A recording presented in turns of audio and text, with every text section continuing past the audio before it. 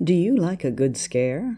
Do you have a dark and disturbing imagination? Then you've come to the right place. Time Warp Studios proudly presents The Shiver Show. I'm your host, Mary Labrie, here with co-host Greg Flynn.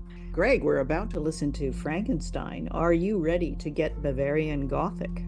I certainly am, Mary. And first up, I have to congratulate you on that magnificent podcast win, your International Podcast Award, the Women in Podcasting Award, Best Fiction for your wonderful seasons of Girls' Night Out, the podcast. A must listen for all our listeners.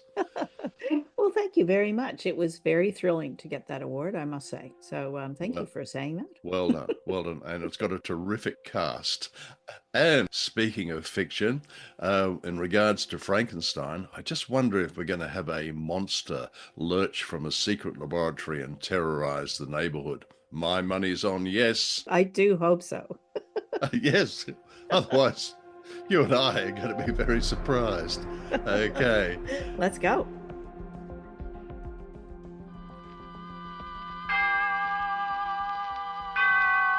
Autolite and its 98,000 dealers bring you Mr. Herbert Marshall in tonight's presentation of Suspense.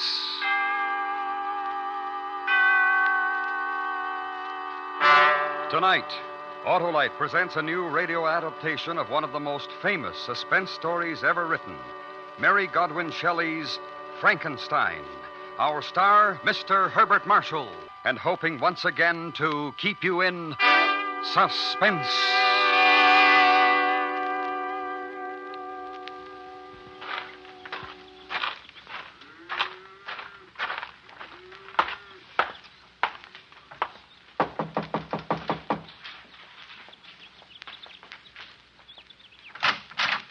Oh, hello, Victor. Hello, Mary. The Reverend in? Out in the garden as usual. Do you want me to call him? No, thanks. I'll go out. Well, all right. Tell him not to get too dirty. We're supposed to play croquet with the McDonalds at 5. I'll tell him. When's Elizabeth coming home? Tomorrow or Tuesday, I think. You'll both have to come over for dinner. Love to Mary. I'll see you later.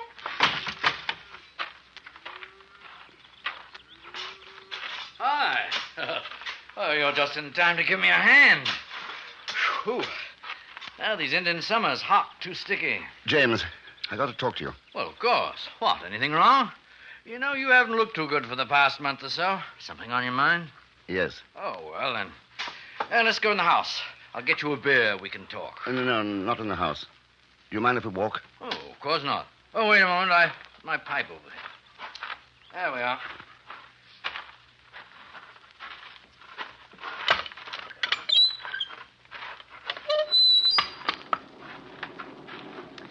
Might get some rain. Hope so. I won't have to play croquet. Asinine game. James? Oh, look now, we're friends. You know you can speak to me. What's the matter? One of your patients die? You made a mistake, perhaps? No, nothing like that. Perhaps it's worse. I'm not sure. Has it anything to do with Elizabeth going away? In a way, yes. Oh. My favorite place. You know, Victor, I think of most of my sermons standing here looking across the valley. Lovely, isn't it? Got a match? Oh, thanks. Listen, I've been doing an experiment. It's very complicated. And I've almost finished. Well, that's wonderful. I think I'm a little afraid of it. I don't know. I've tried to think it out myself. I can't find the answer. Go on. You believe in God, don't you? Oh, I mean, because I don't go to church, you don't think that I don't believe, do you? I don't think that at all. You're a good man. I want you to promise me something. You've got to promise that you'll never breathe a word of what I'm about to tell you. You have my word. You swear? I don't usually break my word. Oh, I'm sorry. Look, I've made something. It's tremendous. It's impossible. But I think I've done it. And it goes against everything you believe, James. What? What have you done? I've made a thing. I don't understand. I put it together. Heart, brain, nerves, muscle, everything. I've done it. Now do you understand? A complete body. And you're upset because of that? You think that you've done something wrong? But Oh, you're a surgeon. If what you've done will help to save a life, if you've learned more about the human body, this experiment can't be wrong. It can only do good. Oh, I shouldn't worry. last night, I made it move. I'm not certain, but I think I can give it life. Absolute life. Now do you see why I'm afraid? I've created a man.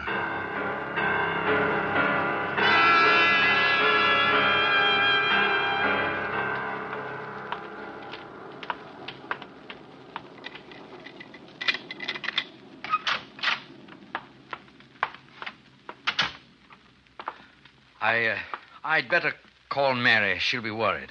All right, but... I won't say anything.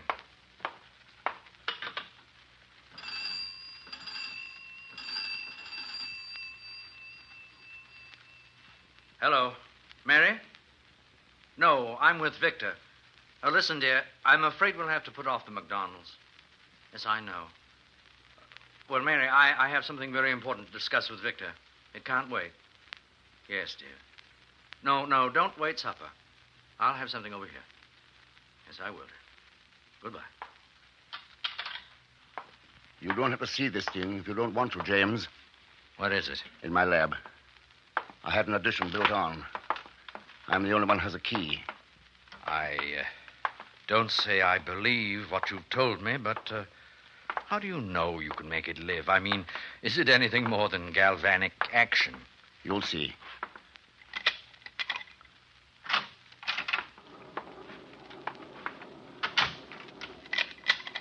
Why lock it? I always do. Is that the addition over there? Yes.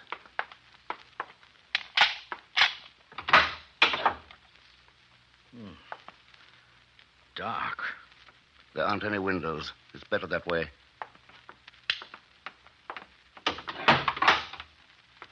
Before I show you, I want to explain. This is what started it. It was mostly an accident. One of the kids brought in his dog. It had been run over, killed. He wouldn't believe it was dead. Expected me to bring it back. I gave it a shot in the heart, and then another with this stuff. A compound I've fooled with for a long time. Yes? The dog came back to life. Just for a moment. How do you know the dog was dead? No, it was. It had been for 2 hours.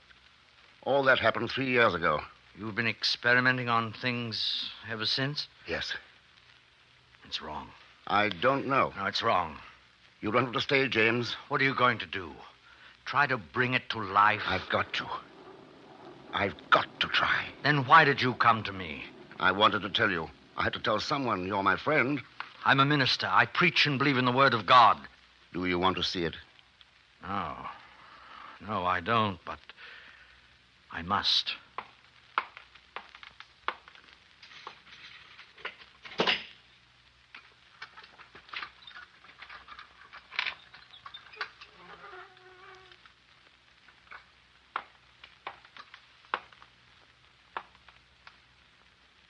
It's not terrible to look at. I've done a pretty good job on it. But it isn't quite finished.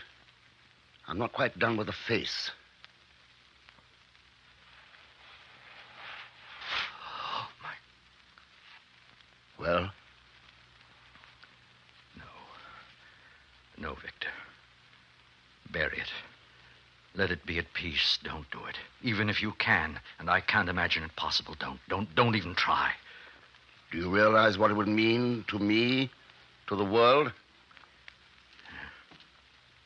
Standing here with you, looking at that, it's easy to imagine anything. I don't want to. Put it to rest, Victor. Forget it. That's just it. I can't. Not until I find out one way or the other.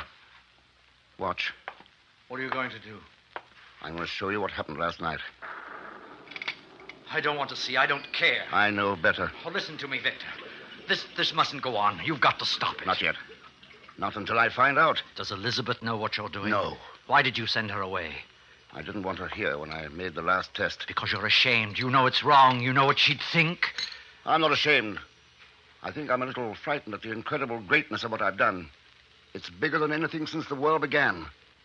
If it moves, if you prove your point to me, will you stop then? Will you destroy it? The formulas, whatever papers you have, destroy all of it, will you? I don't know. Hand me that hypodermic, will you? No.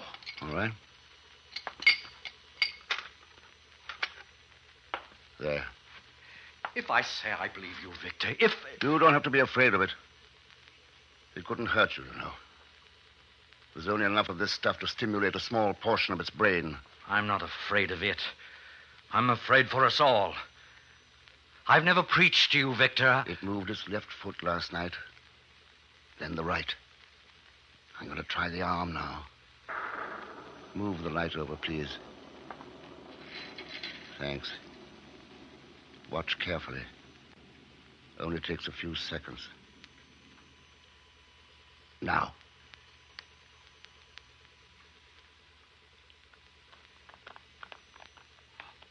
Look. Its hand. I know. That's the way it was yesterday. The movement only lasts for a moment, though.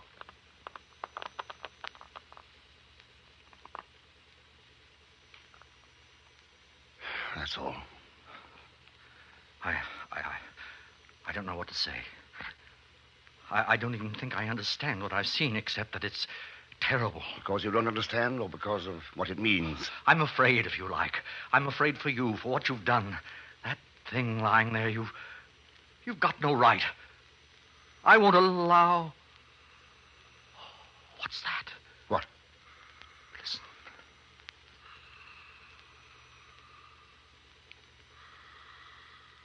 Stethoscope. It's impossible. There wasn't enough.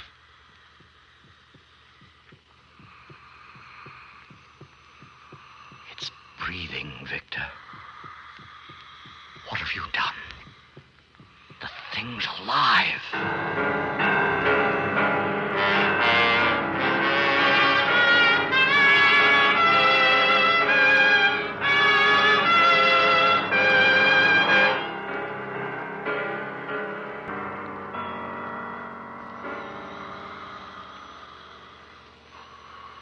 Didn't have enough. It couldn't have. 10 cc, 10 yesterday. Unless the drug was accumulative. Maybe that's it. His eyes are open. What are you going to do? Now, listen to its heart again. It's got to be destroyed. You've got to put an end to it. It's inhuman. Don't you see what you're doing? You can't give it a soul. How do you know? You can't give it... How do you know what I can give it? I've given it life, haven't I? It sees, it breathes, moves, perhaps hears. Yes. Does it hear? Ha! Look, did you see that? It blinked, the head jerked. It hears. It's aware of sound. Does it feel pain? Don't, Victor. It's not an animal. You've formed it like a man. Give it the dignity of one. I won't let you do that to it. I've gone this far, James. Put down the scalpel. What are you going to prove by that? I think you must be mad. I don't interfere with your work, James. Why? There's someone at the door. Yes. I think I'd better strap it down on the table.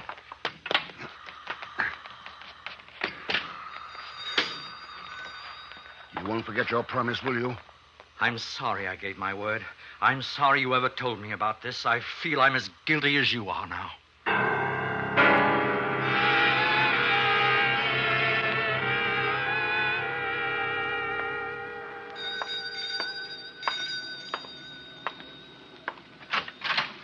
Well, whatever took you so long? Hello, James. Hello, Elizabeth. Darling, I tried to call from the station, but the line's out of order. Oh, I'm sorry, dear. Did you have a nice time? Lovely. Everybody sends their love. That's good. What have you two been up to? How's Mary, James? Oh, very well, thank you. What a fine pair of sober-sides you are. What did you do, darling? Break one of my good dishes? I knew I shouldn't have left you alone. Well, what are we standing in the hall for?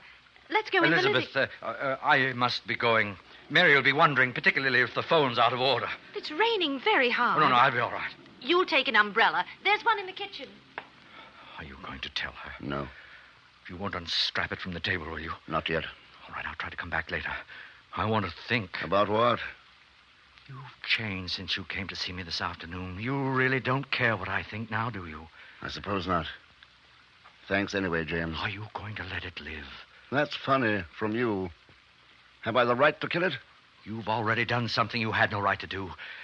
Something that you don't even understand. The creation of man isn't your job, it isn't mine.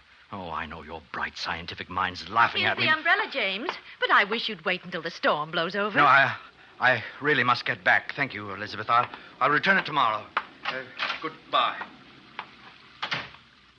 Well, what's the matter with him? Have you been arguing religion again, Victor? No, dear. Look, I'm doing a little work in the lab. It's rather important. Do you mind? What is going on, Victor? There's something. No, dear, nothing at all. There isn't. I know there is. What's the matter? Nothing, dear, really. I've got to get back to work now.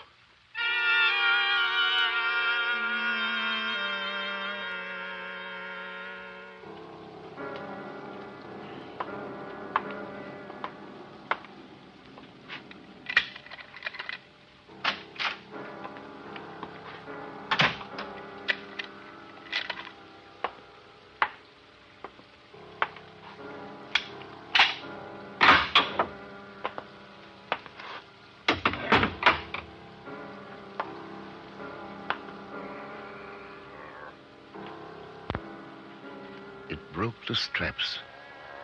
It got off the table. It broke the straps. It's just standing there looking at me. What do I do? Talk to it? What do I say? Can it understand I've done it? I've done it? It's almost perfect. Muscular control. Coordination. I wish I'd finished the face, though. It must be terribly strong. That's odd. It's not over average size. Now what?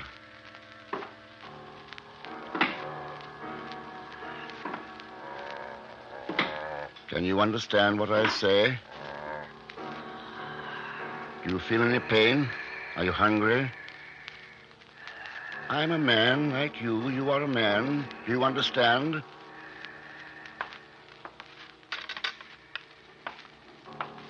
Here. This is a mirror. You can see yourself in it. Look.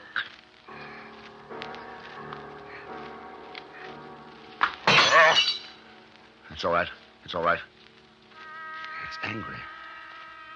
But it doesn't show anger in its face. There's emotion, though. It sees ugliness and is afraid. I'll have to get it back on the table, put it to sleep. That's the best way.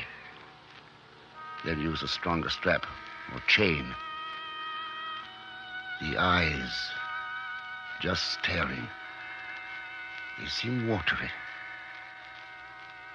What a marvel it is, though. I want you to come over here and sit down. Do you hear me? Come here and sit down. Come here. No, don't touch that. No, stop it. Stop it. Put it down.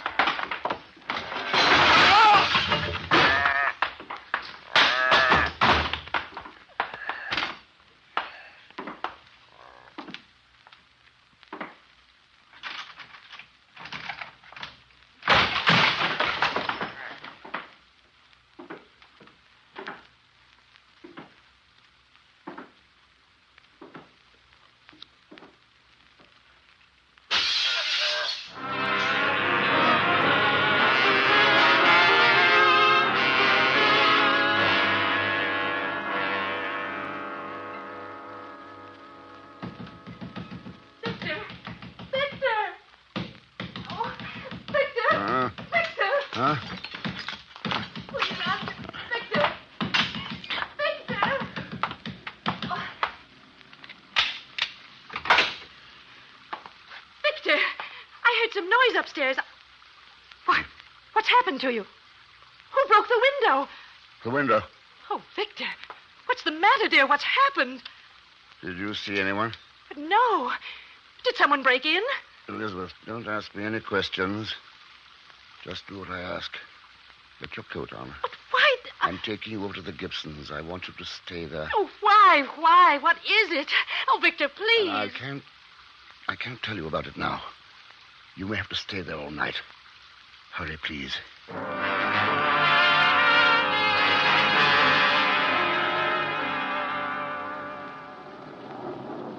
We've got to call the police. No, they'll shoot it. I don't want that. It's just frightened, that's all. Oh, being a fool, Victor. Do you realize what it means?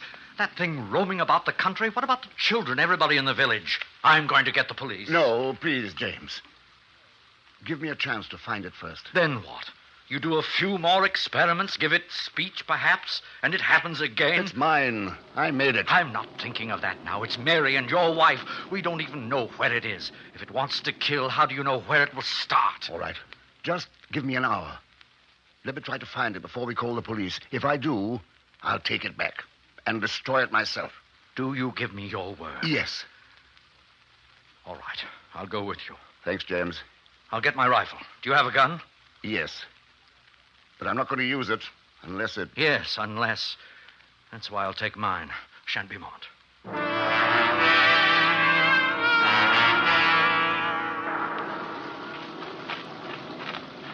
It's getting dark.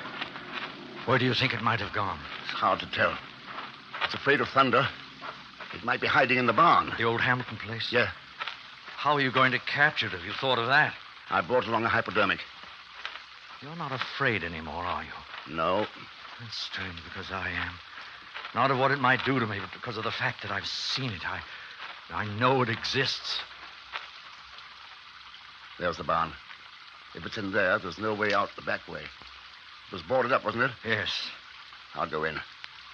Wait out here, will you? No, I'm coming with you. No. If it's in there, if it tries to escape, shoot it as it comes out. Oh, don't take the chance. It won't let you get near. I'm going to try. Thanks, James.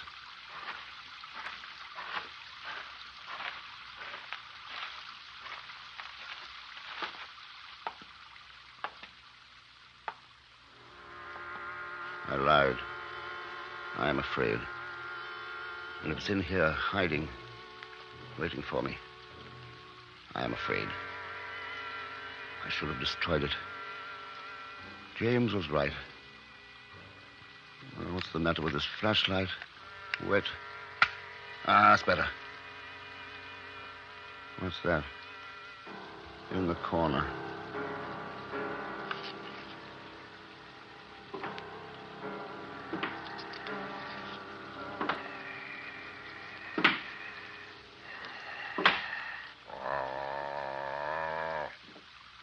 I won't hurt you. It's all right.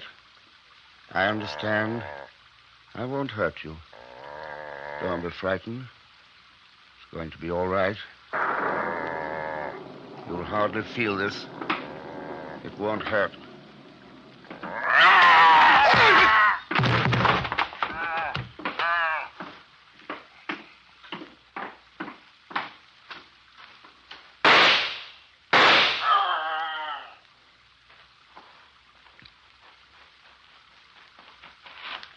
Victor! Victor! Did you shoot it? I'm not sure. I might have hit it. I don't know. It's gone. Yes, are you? Victor. Victor. Oh, Victor.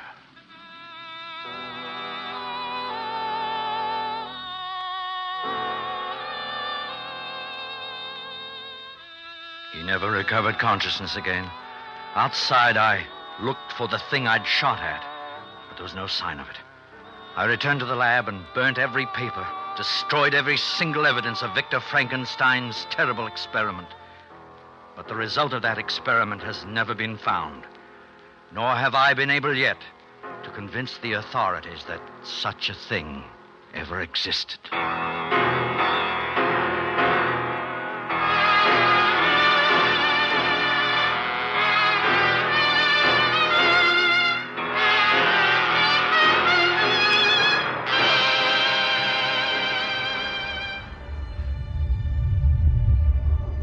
Greg, we've listened to Frankenstein. What did you think? Well, I thought it was great fun, if that's the word. A little bit scary, but it was certainly Frankenstein Goes to Hollywood. It's as if the producers of the Suspense radio play series had asked the scriptwriter, "Have you ever read Mary Shelley's novel Frankenstein?" No? Well, don't bother. Base your play on whatever movies you've seen with that monster, because by the time that this show went to air, that's the play went to air in 1952, there have been so many Frankenstein movies, including Abbott and Costello Meet Frankenstein. Yeah, and a few naughty ones as well in the sort of soft porn space, but we won't go into that. No, goodness me. No, look. Don't ask me how I know that. No, please. I might have to dab my forehead. Oh my God, the shock. Tell me. Clutch your pearls, Greg. That's right. Pass me the smelling salts. In regards to that, I did look up how many movies have been, associated with Frankenstein. The first one came out in 1910, and I've got to say that I counted up to 100, and then I stopped because there's about another 100 to go. There is a heck of a lot. It's an inspiring piece, let's face it. It's a great story. I mean, it's often listed as one of the great 100 great novels of all time. So, Mary Shelley sort of knocked it out of the park with this. But yeah, it has been, I think, watered down a bit in cinema, or certainly distorted is the way I would put it. Well, yes, and but as you and I have discussed in the past, one of the challenges that the scriptwriter faces is that they have to condense, in this case, a very nuanced novel into 30 minutes or less, and it's quite a challenge. So it's a, shall we say, a light touch in regards to the original plot. Indeed. So, first off, I think I really enjoyed some of the voice acting in this. So we have Herbert Marshall as Victor Frankenstein. He was a one-legged ladies' man with a very refined voice, with a touch of the playwright Noel Coward, a leading man in Hollywood in the 30s and 40s. Amongst his paramours were Barbara Stanwyck, Greta Garbo, Marlene Dietrich, Joan Crawford, Betty Davis. There's a boy who got around. That's quite a lineup. Was it 5 wives and 3 divorces? His leg was amputated when he was shot in the knee by a German sniper in World War One. Sounds like a heck of a guy. That's a life. Yeah, and not just voice acting work, but lots of film work as well, despite having an amputated leg. So the man must have had charisma plus. And when you watch him on YouTube, he seems a little old school, but that was the style. And then we've got Joseph Kerns as James, the sensible pastor, who is, the voice of reason, kept saying, "Put it to rest." He was also an interesting actor. He was Mr. Wilson in Dennis the Menace. Did you watch that show? I did. I used to love Dennis the Menace. Yeah, Mr. Wilson was pretty great, actually. And I had to look up Joseph Kerns, and he does have a grumpy sort of look about him, so he must have been perfectly cast. He was. He was also he provided the voice of the doorknob in the 1951 animated Disney film Alice in Wonderland. How's that for a credit on your IMDb page? On the same subject, there's the actor who played the monster, Paul Frees. Now, Frees was a true voice artist, so heaven knows why he took on this thankless role in Frankenstein, because he did the voice of multiple Disney projects on TV and at Disneyland with those animatronics. And he was the voice of Boris Badenov in Rocky and Bullwinkle, the animated series. Boris, And all he does here is, and you're better at this than me, growl. It's sort of. Yeah, well, he doesn't actually. I don't think he says a word, an English word, does he? No. I think he'd admit he didn't get the best lines in this play. And then we have Paula Winslow, who played Mrs. Frankenstein, who is best known for a role as the voice of Bambi's mother in the 1942 animated movie Bambi. Immediately makes me sad. Think about that film. We've got here some wonderful Foley, Greg. So I don't know whether did you notice the wonderful sound effects in this? Because I was just lapping it up. It was delicious. Well, there were two of them that stood out. I thought there was one in the laboratory, and there was the one is it a barnyard or somewhere like that? Yeah, there was sort of cows and birds and whatnot in the farm. This is early on in the piece where they're first talking, James and Victor. There's also a wonderful laboratory sounds, instruments, bottles, bubbling beakers of strange concoctions. It was fantastic. I totally agree. I love the sound of a bubbling beaker and the hiss of a Bunsen burner. It reminds me of those chemistry classes as a boy at school. Yeah, I bet you weren't trying to bring a stitched together human back to life, though.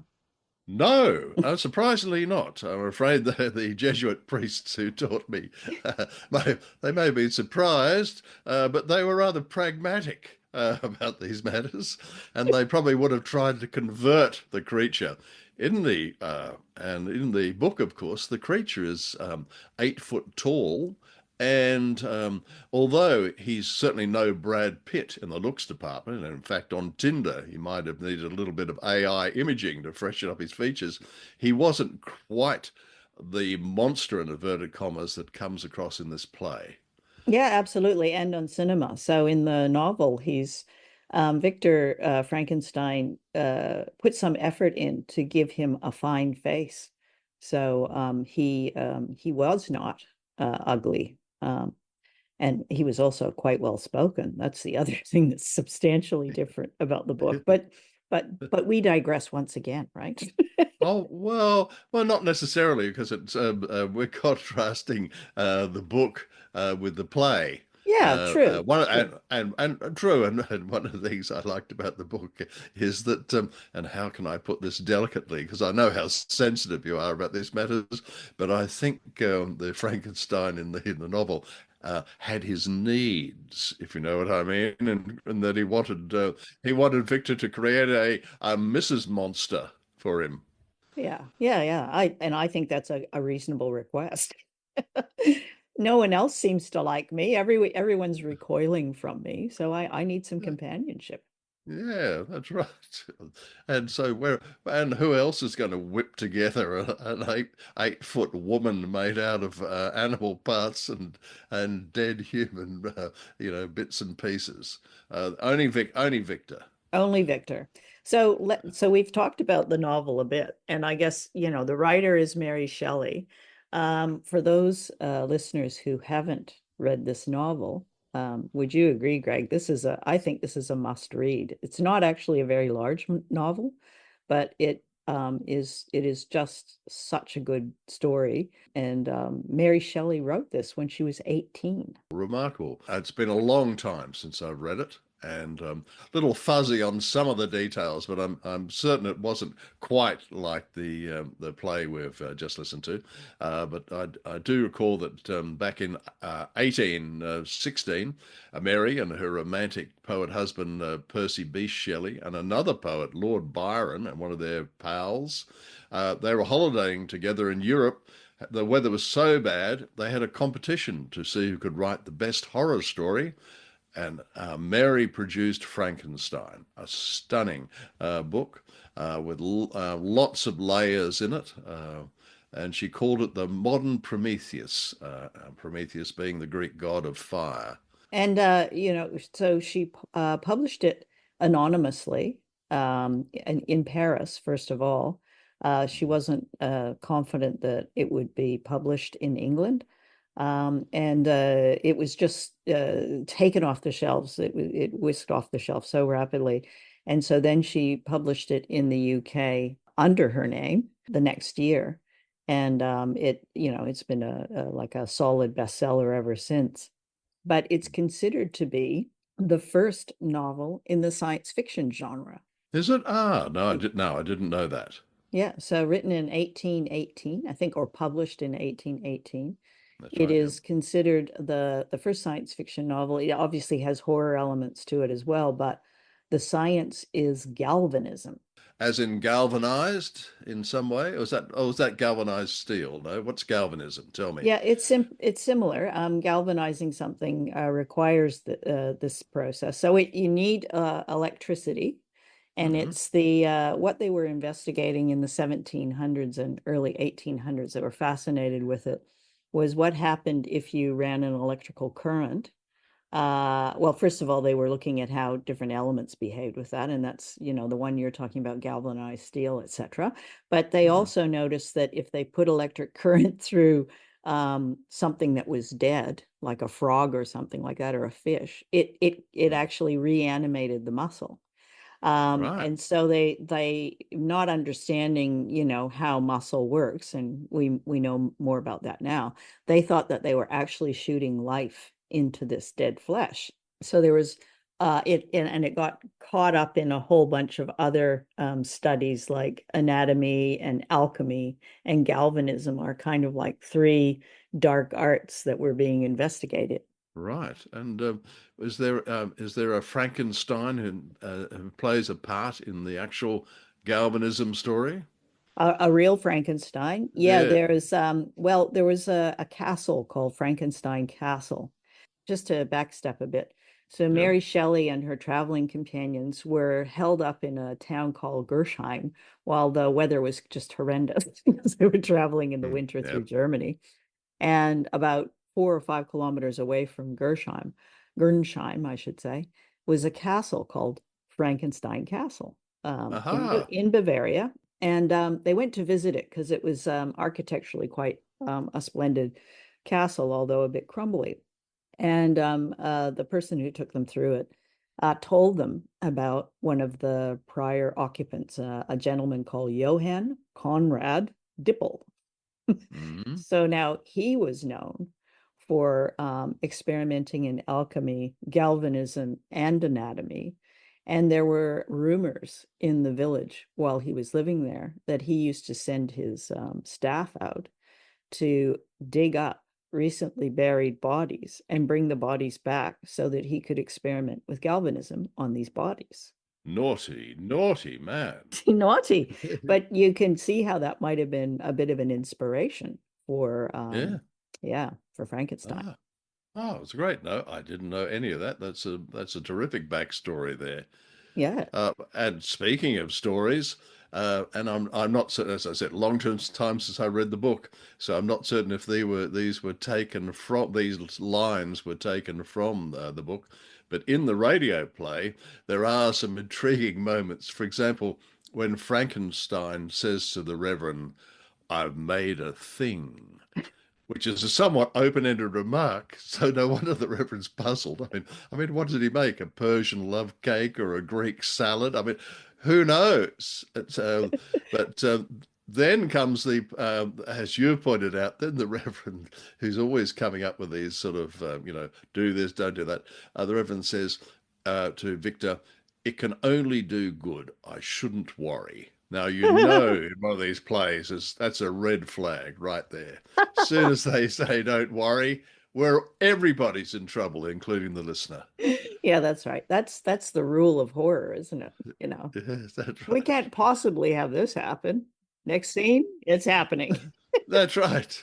My God, there's a thunderstorm outside, lightning set, and I think I see somebody out there with a knife. I'll take this candle and go out and have a look. Nothing can go wrong. That's a horror approach. Were there any other lines there that you liked? Elizabeth Frankenstein, she was perpetually chirpy. I've got to say, there's a person who knows how to bounce into the room and bring joy and sunshine, despite the fact that just down the corridor there's this mad creature who's been created by her husband out of chunks of flesh. I know. I thought, do you ever go into the basement? Apparently not, wandering around with her 1816 vacuum cleaner. I suppose it would have been a mop in those days. Speaking of doing his work, the scriptwriter Anthony Ellis did a workmanlike job with the plot, with such a multi-layered novel. But he wrote for TV as well. He did scripts for The Man from U.N.C.L.E. and Gunsmoke, and I did like The Man from U.N.C.L.E. I thought it was so cool. Oh yeah. Yeah, so the adaptation has to take a novel and squeeze it into a 30-minute format with intro and outro. So we know that's pretty challenging. And I think he did a solid job on that. We know there's some distortions, and those distortions in the story, he would have been influenced by all the films that have been made, no question. But No question. I think he hits the main plot points of what happens in the novel. Would you agree? I think so, including at the end. Now, I do recall that at the end of the novel, I know this isn't precisely the same, but the monster runs off to somewhere with a lot of ice and snow, and an Arctic exploring ship that's been going to explore the Arctic has been trapped in the pack ice. And somebody on board sees the mad monster running, and Victor chasing him, and Victor dies, as he does in this one, and the monster disappears. Yeah, because Victor's made the monster in such a way that the cold does nothing to him. So he's going to win that foot race for sure, especially being 8 foot tall. That's a long stride. Get a good lope up, although the character in the play is a bit shorter. Now, I have one question for you, Greg. Yeah, sure. Yeah, so we've got this Johann Conrad Dippel. And one of the other things that Johann did, dabbled in, what Dippel dabbled in was with his alchemy and galvanism and whatnot, is he created something called Dippel oil, which he said was the elixir of life. So my question to you, Greg, is what is your Dippel oil?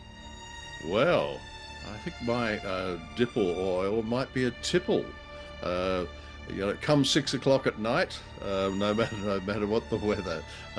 I'm always happy to have one of the more approachable and entry-level Irish whiskies, such as Jameson. I think that a good whiskey is really a nice cross between embalming fluid and probably something like a health tonic. So excellent. I hope it is embalming fluid. I could certainly do with some, I can assure you. Good night, Greg. Good night, Mary. That's our show for tonight. Thank you for listening. If you'd like to check us out, there's a number of places you can find us. We have a website, which is timewarpstudios.com. We also have decided to dip our toe into the YouTube space. We are starting to bring out video episodes of The Shiver Show, so check us out. Thank you once again for listening, and good night.